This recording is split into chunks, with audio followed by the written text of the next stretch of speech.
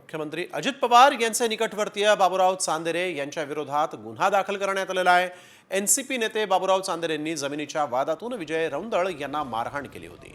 मारहाण करून त्यांना आपटतानाचा व्हिडिओही समोर आला होता आणि याची तक्रार केल्यानंतर पुण्यातील वावधन पोलीस ठाण्यामध्ये गुन्हा दाखल करण्यात आला आहे। मारहाणी प्रकरणी विजय रौंदळ यांच्या डोक्याला आणि गुडघ्याला जखम झालेली आहे। चांदेरे हे पुणे महानगरपालिकेचे माजी नगरसेवक आणि स्थायी समितीचे माजी अध्यक्ष आहेत आणि याच चांदेरेनं काही महिन्यांपूर्वी रिक्षा चालकालाही मारहाण केली होती। तर याच मारकुट्या नेत्यावर आता मात्र कारवाई झालेली आहे। अजित पवार यांच्या राष्ट्रवादी पक्षाचा हा नेता आहे, ज्याने एका व्यक्तीला आपटलं होतं, मारहाण केली होती। त्या प्रकरणी आता त्याच्यावर गुन्हा दाखल झालेला आहे। जी व्यक्ती त्यांच्यावर रुग्णालयामध्ये उपचार सुरू आहेत, त्यांच्या डोक्याला दुखापत झाली, तसंच गुडघ्याला देखील दुखापत झाली होती। अजित पवारांच्या पक्षामधला हा मारकुटा नेता, त्याच्यावर आता गुन्हा दाखल झालेला आहे।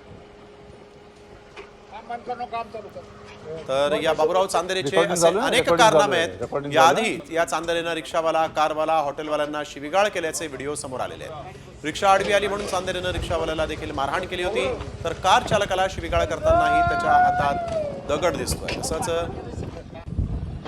अनेक व्हिडिओ देखील त्याच्या समोर आले। एकत्र कुटुंब मॅनेजर म्हणून सुभाष चांदेरेच्या नाव आम्ही केलेले आहे। नाही इथे उभा आहे, उभा झाली, चल जा तुझ्या कामाला। ए गणेश उठ, तिला चल तुझ्या कामाला।